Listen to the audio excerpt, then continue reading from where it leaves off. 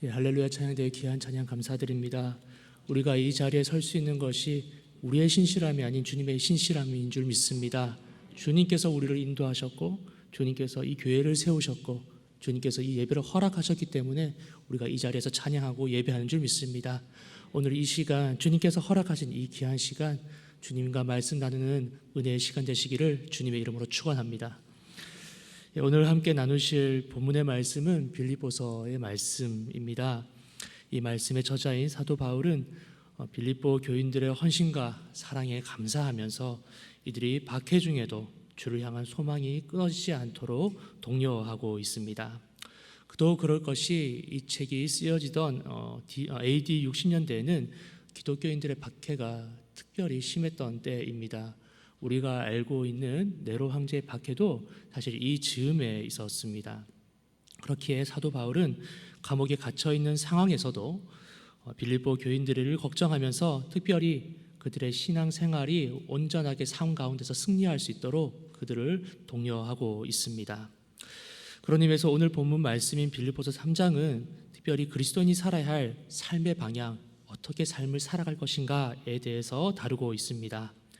실제로 어떻게 그 고난의 시대를 살아야 할지에 대한 방법이 기록이 되어 있는 것이죠. 오늘 함께 말씀을 나누시면서 구원을 받은 자로서 우리가 어떻게 살아야 할지, 어떤 방법으로 주님께 영광을 돌려야 될지 그리스도의 삶에 대해서 고민하시고 그 방법을 깨닫는 귀한 시간이 되시기를 바랍니다. 본문 말씀이 기록된 3장은 당시에 성행했던 이단들인 율법주의, 그러니까 할례와 각종 의식 등으로 구원을 얻는다는 이단과 더불어서 구원받는 자는 도덕적, 윤리적인 의무를 지지 않는다는 도덕 폐기론에 대해 비판을 하면서 그리스도인이 가져야 할 삶의 기준에 대해서 이야기를 합니다. 읽으셨던 본문 10절에서 12절 말씀 우리 다 함께 읽어보도록 하겠습니다. 10절에서 12절 말씀입니다. 시작. 내가 그리스도와 그 부활의 권능과 그 고난의 참여함을 알고자 하여 그의 죽으심을 본받아 어떻게 해서든지 죽은 자 가운데서 부활에 이르려 하노니 내가 이미 얻었다 함도 아니요 온전히 이루었다 함도 아니라 오직 내가 그리스도 예수께 잡힌 바 된 그것을 잡으려고 달려가노라. 아멘. 이 말씀은 우리가 잘 알고 있는 already not yet로 정리를 해볼 수가 있습니다. 이미 우리는 예수 그리스도를 믿는 믿음으로 말미암아 구원을 받았지만 우리의 능력이 아니라 하나님의 은혜로 인해 받은 구원이기 때문에 우리는 일평생 구원의 은혜에 감사하는 삶을 살아야 하는 것입니다. 주님께서 주신 귀한 선물에 감사하면서 기쁨으로 헌신하라, 그런 말씀인 것이죠. 그렇기 때문에 본문 전반부인 빌립보서 3장 1절에서는 주 안에서 기뻐하라 라고 우리에게 권할 수가 있는 것입니다. 주님께서 허락하신 기쁨과 감사함을 안고 평생을 다해 달려가라는 것이죠. 그것이 그리스도인으로서 부여받은 인생의 방향인 것입니다. 그러나 이 말씀은 우리가 참 이해하기는 쉽지만 삶을 살아가는 것은 또 다른 문제입니다. 여러분 항상 기쁘십니까? 여러분 또 항상 감사하십니까? 현실을 살아가고 있는 우리에게 항상 감사하면서 기뻐한다는 것, 그렇게 살아가라는 말은 참 쉽지가 않습니다. 물론 우리가 머리로는 참 잘 알고 있는데 그 말씀이 가슴으로 내려오는 것은 또 다른 문제입니다. 말처럼 쉽지가 않다는 것이죠. 그렇지만 성경석에서 거짓말을 할 리는 없고 분명 우리에게 기쁨과 감사로 살아갈 수 있는 방법이 있을 텐데 그 능력이 있을 텐데 우리는 왜 그렇게 항상 기뻐하며 감사할 수가 없을까요? 그래서 오늘 말씀을 통해서 우리의 구원, 또 특별히 그 중심에 있는 믿음을 한번 되돌아보는 시간을 가지도록 하고자 합니다. 삶을 살아갈 때 필요한 기쁨과 감사가 왜 끊어지는지 그 원인을 한번 찾아보도록 하겠습니다. 사랑하는 여러분, 여기 계시는 우리 모두는 구원을 받으셨습니까? 예, 아멘. 어떻게 구원을 받으셨습니까? 예수님을 믿음으로 우리가 사망에서 생명으로 건짐을 받은 것이죠. 그러나 이 한마디로 이야기할 수 없는 구원의 여러 과정이 있다는 것을 우리는 잘 알고 있습니다. 구원받기 이전에 우리가 구원을 받아야 하는 이유, 나 자신이 죄인임을 깨달으면서부터 사실 구원은 시작된다라고 볼 수가 있습니다. 사실 우리 모두는 죽을 수밖에 없는 죄인의 운명이었습니다. 과거 아담으로 이어져 내려온 죄의 습성은 아무리 씻으려고 해도 씻을 수 없는, 마치 우리의 몸에 낙인이 찍힌 것 같은 그런 것이었습니다. 그 뿌리가 얼마나 깊고 얼마나 독한지 사람의 힘으로는 결코 그 뿌리를 뽑을 수가 없습니다. 세상에 아무리 많은 공을 들이고 또 일확천금을 내어준다 할지라도 우리 몸속에 흐르는 그 죄의 사슬은 결코 끊을 수가 없습니다. 오히려 그 사슬은 나의 목을 계속 죄어서 결국에는 영원한 죽음에 이르게 되는 것입니다. 존 버년의 소설인 철로 역정을 보시면 주인공 크리스천이 천성 하나님의 나라를 향해 여행을 할 때 초반에 어떤 늪에 빠지는 이야기가 나옵니다. 깊은 늪에 빠져서 어찌할 줄을 몰라서 계속 늪에 서서히 빠져들어가고 있을 때 도움이라는 사람이 찾아와서 이 크리스천을 건져내 줍니다. 가까스로 목숨을 건진 크리스천이 질문을 합니다. 아니, 이 늪은 분명히 이 멸망의 도시를 벗어나서 좁은 길로 갈 수 있는 유일한 길인데 왜 이 길을 깨끗하게 정리하지 않고 이 늪을 그대로 두고 계십니까? 라고 도움 선생님에게 물어보죠. 그때 이렇게 대답을 합니다. 이 늪의 이름은 절망의 늪인데 이것은 결코 없앨 수가 없습니다. 죄를 깨달을 때 생기는 온갖 찌꺼기와 오물이 여기로 흘러내려오기 때문이죠. 그래서 절망의 늪이라고 부르는 겁니다. 죄인이 자신이 타락한 상태를 깨닫는 순간 그의 영혼에서는 온갖 두려워하는 마음, 의심, 걱정이 솟아나기 마련입니다. 그 모든 것이 이곳으로 모여들어서 이렇게 늪을 이루고 있는 겁니다. 그렇기 때문에 이 늪은 결코 제거할 수가 없습니다. 이렇게 이야기합니다. 물론 소설 이야기지만 이 책은 죄에 대한 중요한 특성을 이야기하고 있습니다. 우리 속에 있는 죄는 결코 우리 스스로가 끊어낼 수 없다는 것이죠. 속에서 솟아오르고 있는 온갖 죄의 습성들은 마치 늪처럼 우리를 죽음에 이르게 합니다.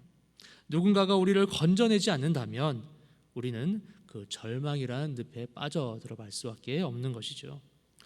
사랑하는 여러분, 이 순간에 찾아오셔서 우리에게 손을 내밀고 계시는 그 도움이 바로 예수 그리스도이십니다.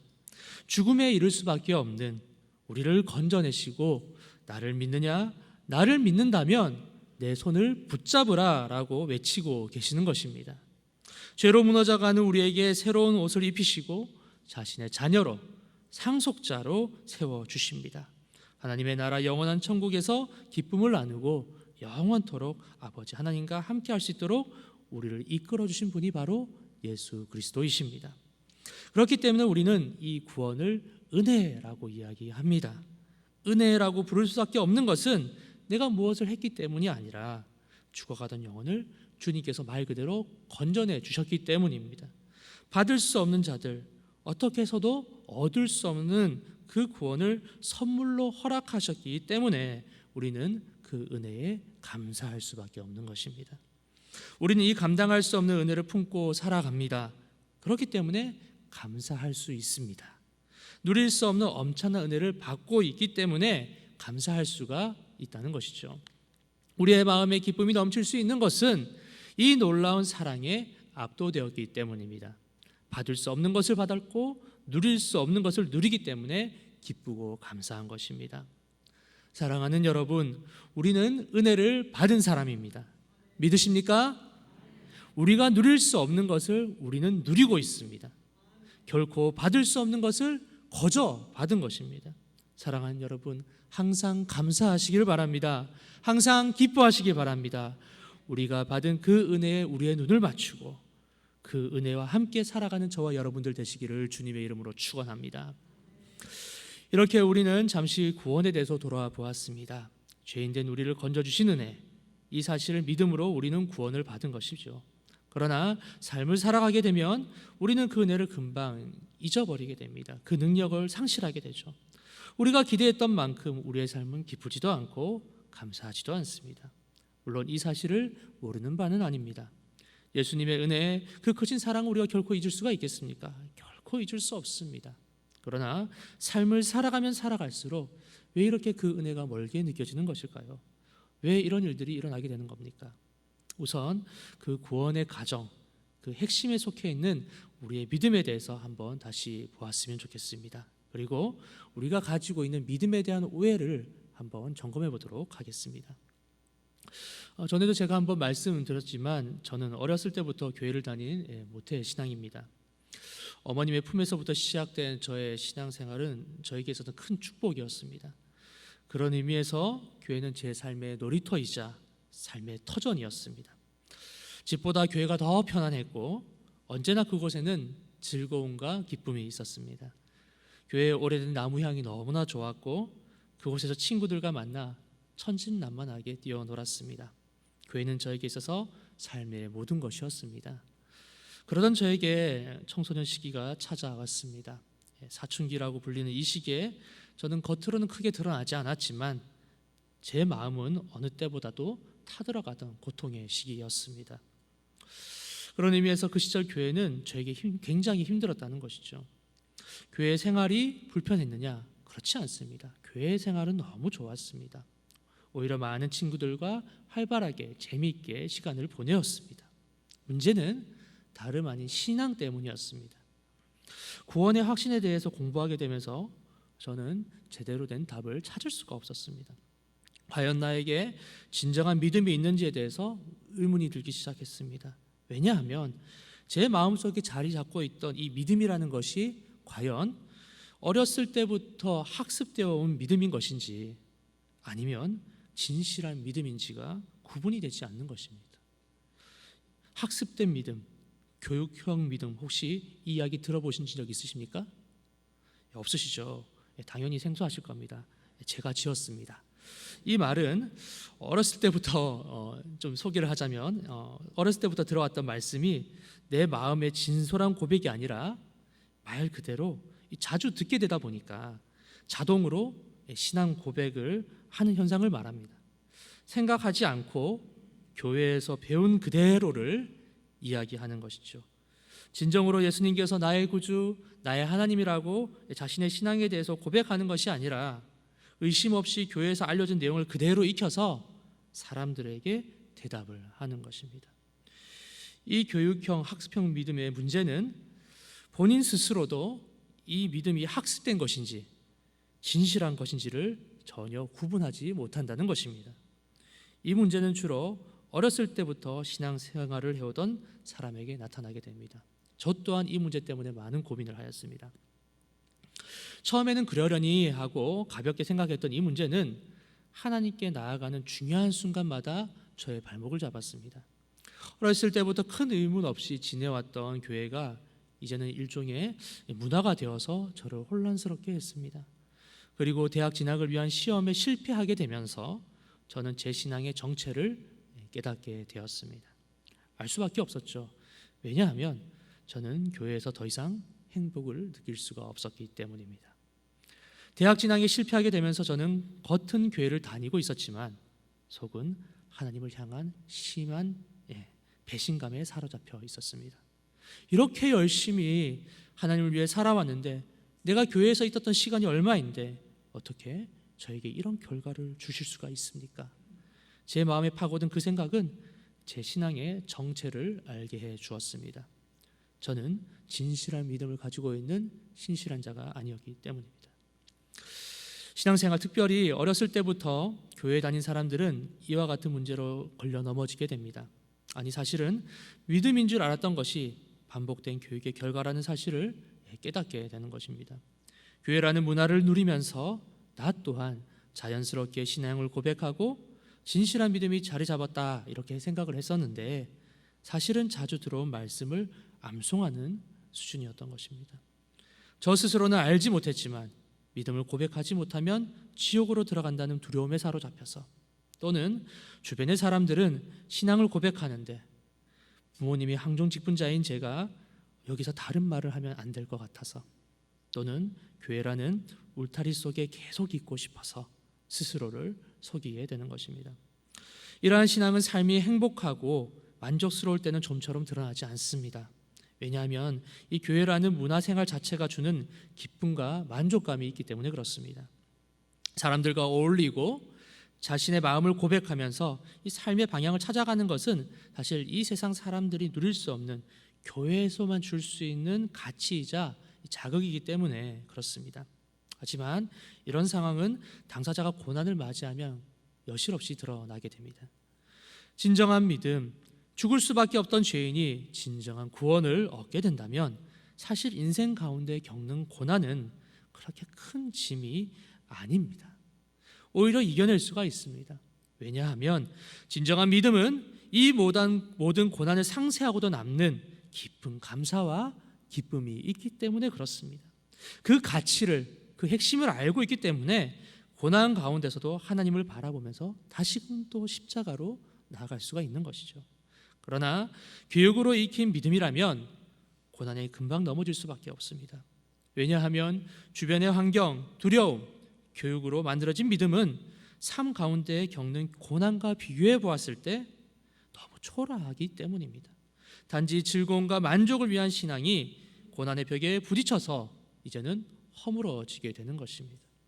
우리는 우리의 믿음이 혹여나 이러한 믿음이 아닌지 한번 점검해 보아야 할 것입니다.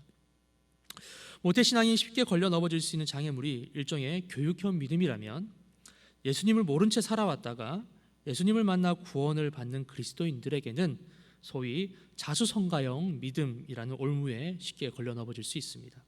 이것 또한 제가 만든 말입니다. 물론 중간에 예수님을 만난 그리스도인이 다 자수성가형 믿음에 빠지는 것은 아닙니다만은 특별히 이 믿음의 오류에 쉽게 걸려 넘어갑니다. 과연 자수성가형 믿음이란 무슨 말일까요? 이 믿음에 대해서 이야기를 나누기 전에 한 가지 여러분들에게 여쭤봐야 할 게 있습니다. 한번 대답해 보시기 바랍니다. 우리의 믿음은 우리의 것입니까? 아니면 하나님의 것입니까? 우리가 고백하는 신앙 고백이 과연 우리의 것입니까? 아니면 하나님의 것일까요? 이 말씀을 들으면서 쭉 한번 고민해 봤으면 좋겠습니다. 에베소서 1장 3절에서 5절의 말씀은 구원받은 우리의 인생에 대해서 이렇게 소개를 하고 있습니다. 우리가 많이 들었던 내용입니다. 찬송하리로다 하나님 곧 우리 주 예수 그리스도의 아버지께서 그리스도 안에서 하늘에 속한 모든 신령한 복을 우리에게 주시되 곧 창세 전에 그리스도 안에서 우리를 택하사 우리로 사랑 안에서 그 앞에 거룩하고 흠이 없게 하시려고 그 기쁘신 뜻대로 우리를 예정하사 예수 그리스도로 말미암아 자기의 아들들이 되게 하셨으니 아멘. 이 말씀을 통해 우리는 하나님께서는 우리를 자녀 삼으시기 위해서 이 세상이 창조되기도 전에 선택하셨다는 그 사실을 알 수 있습니다. 즉 우리가 하나님께 신앙과 믿음을 고백하기에 앞서 하나님께서 우리를 먼저 선택을 하신 것입니다. 결국 우리가 하나님 앞에 믿음을 고백할 수 있다는 것, 구원의 모든 과정은 나의 능력이 아니라 하나님의 선물이신 겁니다. 그런 의미에서 우리의 신앙, 믿음조차도 하나님의 선물일 수밖에 없는 것입니다. 물론 우리의 입술의 고백, 믿음의 고백이 있어야 하는 것은 참 당연한 일입니다. 우리에게 믿음이 있어야 구원을 얻을 수가 있죠. 그러나 그 믿음이라는 것은 온전히 나로부터 시작됐단 말에는 어폐가 있습니다. 사실 우리의 삶을 되돌아본다면 내 믿음을 통해 나를 구원했노라 이렇게 자랑할 수가 없습니다. 여기 전도 폭발을 하신 분들이 많으신 줄 압니다. 아시겠지만 전도 폭발에는 여러 가지 종류가 있는데 그 중에서 청년들을 전도하기 위해 고안된 그 전도 폭발 XE라는 프로그램이 있습니다. 이제 젊은 친구들이 쉽게 복음을 들을 수 있도록 예화 중심으로 구성을 한 내용인데요. 그 중에 구조선 예화라는 게 있습니다. 내용이 이렇습니다. 어떤 사람이 배를 타고 낚시를 가게 되었습니다. 한참 동안 낚시를 하고 있는데 갑자기 폭풍이 휘몰아치고 거센 파도가 덮쳐서 배는 산산조각이 나고 홀로 바다에 빠지게 되었습니다. 가까스로 배 파편을 붙잡고 물 위에 떠 있는 상황입니다. 누군가가 빨리 구해주지 않는다면 죽을 수밖에 없는 상황입니다. 그때 다행히 멀리서부터 배가 한 척 오기 시작하는데 그 배에서 사람에게 밧줄을 던져 주었습니다. 그리고 그 배에서는 외치는 소리가 들립니다. 어서 그 밧줄을 잡으십시오. 안 그러면 당신은 결국 물에 빠져 죽게 됩니다. 이 사람을 구조하러 오신 분은 예수님이십니다. 당신은 물에 빠진 사람입니다. 그 나무 조각을 버리고 밧줄을 잡으시겠습니까? 아니면 나무 조각을 잡으시겠습니까? 이런 내용인데요.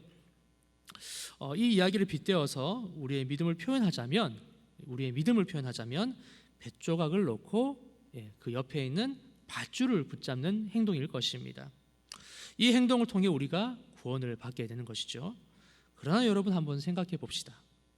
우리가 뱃조각을 놓고 밧줄을 잡는다고 해서 그게 자랑할 일입니까?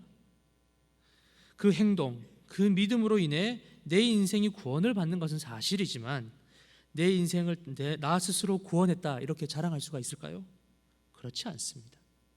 우리를 건지기 위해 자신의 몸을 찢고 십자가라는 구원의 배를 마련하신 예수님, 우리를 건지시기 위해 대를 건너서 무너진 삶의 자리로 찾아오신 예수님, 우리에게 생명의 밧줄을 던져서 그 밧줄을 잡으라고 외치는 예수님, 우리는 모든 것을 준비하신 예수님의 은혜로 건짐을 받게 되는 것입니다. 그런 의미에서 우리의 믿음이라는 것은 하나님께서 준비해 두신 선물이라고 할 수 있습니다. 물론 우리의 신앙 고백, 믿음이 있어야 하는 것은 자명한 일입니다. 그러나 우리가 하나님 앞에서 우리의 믿음에 대해서 자랑한다거나 결코 떳떳할 수는 없습니다. 결국 믿음이라는 것은 무언가 크고 위대한 것이 아니라 우리 자신의 무능력함을 인정하고 주님께 손을 내미는 신앙 고백이기 때문에 그렇습니다. 우리가 주님 믿습니다 라고 이야기하는 것은 주님, 저 스스로는 이 세상을 살아갈 수가 없습니다. 주님께서 던지신 그 밧줄을 잡아야 저는 겨우 생존할 수 있는 나약한 사람입니다 라는 자기 고백이라는 것이죠. 그렇기에 우리는 우리의 믿음을 이야기하며 더욱 겸손해야 하고 죄된 자신의 모습을 부끄러워하며 되돌아볼 수밖에 없는 것입니다. 그런데 앞서 말씀드린 소위 자수성가형 믿음이라는 것은 이런 부끄러운 믿음을 통해 감사와 겸손의 자리로 나아가는 것이 아니라 오히려 자신이 구원에 대한 정당한 값을 치렀다라고 생각하는 것입니다. 소위 보험 상품을 구입한 것처럼 내 믿음으로 말미암아 나는 당당히 구원을 받았다, 샀다라고 생각하는 것이죠. 믿음이라는 값을 치르고 자신은 구원을 보장받았다라고 생각하는 것입니다. 이것은 마치 뱃조각을 놓고 밧줄을 붙잡으면서 내가 이 밧줄을 붙잡았으니 내 목숨을 내가 건진 것이다 라고 이야기하는 것과 똑같습니다. 사랑하는 여러분, 성경에 나오는 인물들을 한번 볼까요? 우리의 선배님들을 한번 봅시다. 예수님의 수제자 베드로를 한번 살펴봅시다. 베드로의 인생에서 자신이 믿음이 있다 자랑할 부분이 있겠습니까? 물론 베드로는 교회의 자랑스러운 사도요 예수님의 제자였지만 그런 베드로를 만들기 위해 애쓰신 예수님의 헌신과 사랑은 베드로가 고백한 신앙 고백과는 비교조차 할 수가 없습니다. 일찍이 베드로를 택하셨을 뿐만 아니라 그의 부족함에도 불구하고 제자를 삼아주셨고 3년간 공생의 사역을 통해 함께함으로써 그를 다듬어 주셨습니다. 그도 부족하여서 가룟유다와 군인이 예수님을 잡으러 올 때 그는 예수님을 배신하고 도망쳤고 그러함에도 불구하고 그를 또 불쌍히 여기셔서 그가 도망갔음에도 불구하고 다시금 그를 찾아가셔서 나의 양을 쳐라 라고 권유하십니다. 그리고 그러한 그가 앞으로 예수님의 귀한 사역을 잘 감당할 수 있도록 제자 공동체와 함께 성령 하나님을 허락해 주셨습니다. 과연 이 상황 가운데서 베드로가 자신의 믿음을 자랑할 수가 있겠습니까? 사도 바울은 또 어떻습니까? 그는 예수님의 제자를 죽이는 유대인이었습니다. 예수님께서는 그런 그의 악행을 바라보시며 참으시고 또 참으셨습니다. 그가 예수님을 사랑하는 집사 스데반을 죽일 때에도 예수님은 그때도 기다려주셨습니다. 전혀 그가 나아질 기미가 없자 예수님께서는 직접 바울을 찾아가십니다. 담에서 도상에서 빛으로 임하신 예수님께서는 바울에게 내가 박해하는 예수가 바로 나다 자신을 직접 보여주십니다. 어찌 사도 바울이 예수님 앞에서 내가 예수님 믿어서 구원받았습니다, 내 믿음으로 구원받았습니다 라고 자랑할 수가 있겠습니까? 사랑하는 여러분, 우리의 삶은 어떠하겠습니까? 우리라고 다를 바 있겠습니까? 예수님을 어렸을 때부터 알고 믿었다 하지만 어디 그게 내가 잘해서 믿은 것입니까? 아버지 하나님께서 미리 우리의 삶을 준비해 주셔서 주님의 품에서 벗어나지 않게 하시고 이곳에 머물러 있게 하신 거 아닙니까? 주님께서 다 배려해 주셔서 지금까지 예수님을 믿고 살아온 것 아니겠습니까? 주님을 살아가는 중간에 만난 사람들은 어떠합니까? 교회의 자리로 인도해 주시는 아버지 하나님의 은혜가 아니었다면 내 주변에 교회에 대해서 이야기해 줄 사람들을 헌신자로 허락해 주시지 아니하였다면 교회에 대한 좋은 인상, 좋은 생각들을 주님께서 미리 새겨줘 주시지 않았다면 과연 우리가 이 자리에 설 수가 있겠습니까? 사랑하는 여러분, 우리의 믿음 다 하나님께서 주신 것 아니겠습니까? 믿음도 은혜입니다.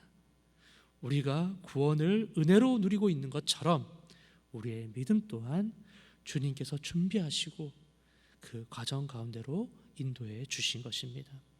우리는 주님께서 베풀어 주신 그 은혜의 삶 속에서 살아가고 있는 것입니다. 말씀을 한번 정리해 보고자 합니다. 우리가 구원받은 이후 삶을 살아가면서 우리는 쉽게 지치게 됩니다. 주님께서 주신 구원의 은혜가 너무나 큼에도 불구하고 우리는 삶에서 기쁨과 감사를 잃게 됩니다. 우리의 신앙, 특별히 구원과 그 속에 있는 믿음을 한번 오늘 되돌아보았습니다. 하나님께서 베푸신 진정한 구원, 하나님께서 베푸신 진정한 믿음은 무엇입니까? 먼저 진정한 구원은 자신의 한계, 나의 믿음 없음을 깨닫는 순간 시작하게 됩니다. 나 자신이 구원받을 수 없다는 추악한 죄인임을 깨닫고 결코 나는 이 죄에서 벗어날 수 없다고 인정하는 것이 바로 구원의 시작입니다.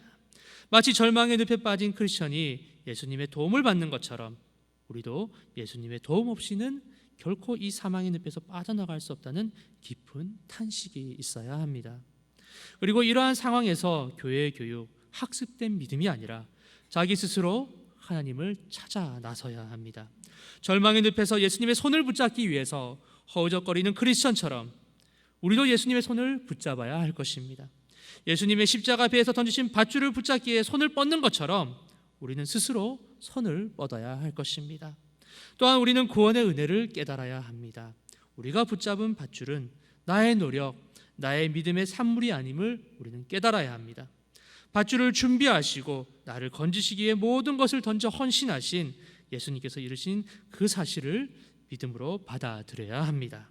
우리의 구원이 하나님의 선물일 뿐이 아니라 우리의 믿음마저도 하나님께서 미리 준비하신 선물이라는 사실을 깨달아야 합니다. 결국 모든 것이 하나님의 은혜요, 모든 것이 주님께서 허락하신 구원이십니다. 사랑하는 여러분, 우리에게 기쁨과 감사가 없는 것은 우리에게 주어진 모든 구원과 삶이 하나님의 것임을 인정하지 않기 때문입니다. 우리가 진정으로 죄인됨을 깨닫고 우리가 얻을 수 없는 구원임을 고백하며 이 모든 것이 하나님의 은혜로 주어진 것을 생각한다면 사랑하는 여러분, 우리가 어찌 하나님께 감사하지 않을 수가 있겠습니까? 삶의 어려움이 찾아온다 할지라도 주님께서 주신 은혜가 이렇게 큰데 어찌 낭망할 수가 있겠습니까? 사랑하는 여러분, 우리의 믿음의 경주는 아직 끝난 것이 아닙니다. 다시 시작해야 합니다. 우리는 우리의 달려갈 길을 따라 주님 앞에 서는 그날까지 계속해서 뛰어야 합니다. 그 경주의 원동력은 바로 구원의 은혜입니다. 은혜로 사는 겁니다. 주님께서 허락하신 이 감당할 수 없는 사랑과 구원의 은혜를 날마다 묵상하시길 바라면서 삶이 지치고 힘들 때마다 나를 건지시고 한량없는 주님의 은혜와 사랑으로 이 모든 것을 극복하시는 저와 여러분들 되시기를 주님의 이름으로 축원합니다. 함께 기도하시겠습니다. 고마우신 주님, 주님의 은혜가 아니었다면 우리가 어찌 이 자리에 설 수 있었겠습니까? 주님의 은혜가 아니면 우리의 신앙을 어찌 고백할 수가 있겠습니까? 주님의 은혜가 아니면 나의 죄인됨을 우리가 어찌 알 수 있었습니까? 모든 것이 주님의 은혜입니다. 그 은혜의 강가에서 함께 주님과 함께 나아가기 원하오니 주여 우리의 손을 붙잡아 주시옵소서. 우리의 삶을 인도하여 주시옵소서. 우리의 부족함을 주님 앞에 고백하오니 은혜의 주님, 크시고 한량없는 은혜로 우리를 채워 역사하여 주시옵소서. 모든 것 감사드리며 예수님의 이름으로 기도드립니다. 아멘.